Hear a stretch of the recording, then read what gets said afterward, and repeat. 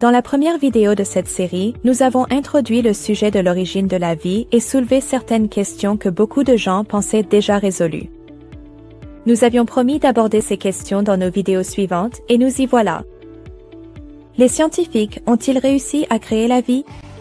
Quand on entend les mots « créer la vie », on imagine peut-être des scientifiques menant des expériences passionnantes avec des produits chimiques en ébullition, puis envoyant une décharge d'énergie comme un médecin urgentiste qui tente de réanimer un cœur, et soudain il y a un organisme vivant et en mouvement sous le microscope.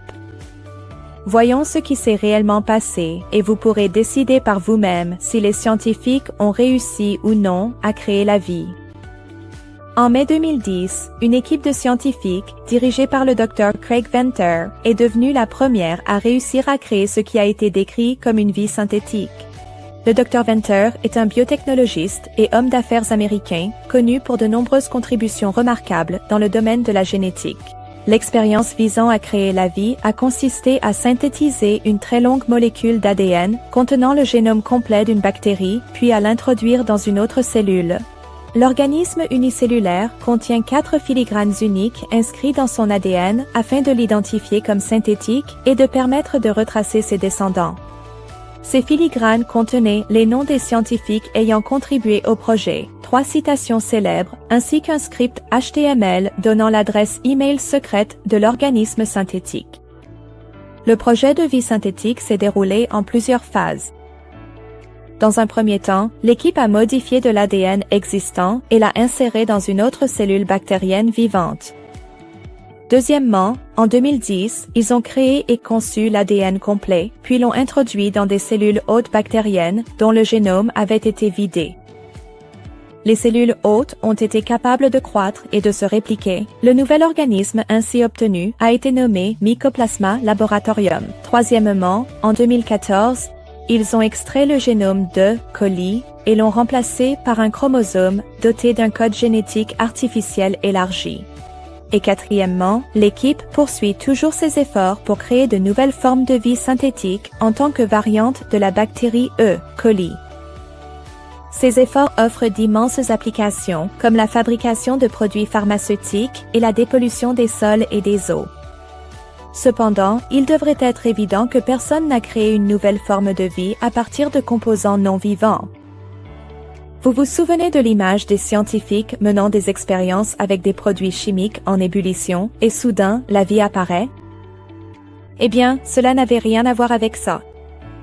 Créer la vie signifie qu'il n'y a rien, puis soudain, boum, un lapin apparaît comme par magie d'un chapeau, ou alors des choses inanimées sont manipulées de l'extérieur d'une certaine manière, et boum, les composants non vivants commencent à vivre.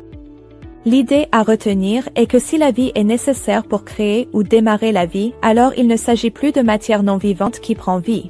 Il s'agit d'un organisme vivant, d'une certaine sorte, incorporé à de la matière non vivante, qui continue alors à vivre, au lieu de simplement prendre vie. Alors, examinons attentivement les ingrédients de leur soupe prébiotique primordiale qui aurait créé la vie. Dans le processus d'assemblage de la molécule d'ADN, de nombreuses enzymes et composants ont été prélevés sur d'autres cellules vivantes. Une grande partie des informations contenues dans l'ADN lui-même a été apprise, copiée ou reproduite à partir de codes ADN existants. La cellule hôte reste une cellule vivante dotée de capacités préexistantes pour lire les codes de l'ADN et produire des protéines en conséquence. Donc c'est plutôt comme si elle échangeait son logiciel d'origine contre un autre qui a été personnalisé. Tous ces efforts se concentrent encore sur des organismes unicellulaires simples, car les autres formes de vie sont extrêmement complexes. Notez qu'une cellule artificielle vivante a été définie comme une cellule entièrement synthétique, capable de capter de l'énergie, de maintenir des gradients ioniques, de contenir des macromolécules, ainsi que de stocker des informations et d'avoir la capacité de muter. Jusqu'à présent, personne n'a réussi à créer une telle cellule. D'un autre côté, ces efforts scientifiques mènent en réalité à quelques conclusions intéressantes. L'information conçue numériquement et encodée dans notre ADN prouve en fait que la vie est bien plus que de la simple chimie et physique, avec une information extrêmement précise qui contrôle tout ce que nous sommes. Cette information devait nécessairement provenir d'une source intelligente, car même avec l'aide de l'informatique avancée et de laboratoires, d'un but existant, de connaissances et de formes de vie existantes à copier, il a tout de même été très difficile de concevoir et de produire un ADN fonctionnel. Pouvez-vous vraiment imaginer que ces systèmes complexes se soient formés d'eux-mêmes, simplement par des processus naturels aléatoires et non guidés, sans aucun outil, de manière totalement involontaire? Quelles conclusions avez-vous tirées de ces informations? Les scientifiques ont-ils créé la vie? Nous ne le voyons pas de cette façon. Manipuler la vie n'est certainement pas la même chose que créer la vie.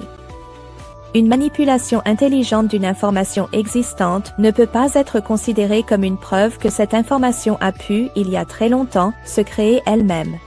Non, cela devrait vous sembler évident, comme à nous, que les expériences scientifiques n'ont pas été capables de créer la vie, point final. Dans la description ci-dessous, vous trouverez des liens vers les autres vidéos de cette série. Merci d'avoir regardé. Si vous avez apprécié notre vidéo, n'oubliez pas de cliquer sur les boutons j'aime et s'abonner ci-dessous.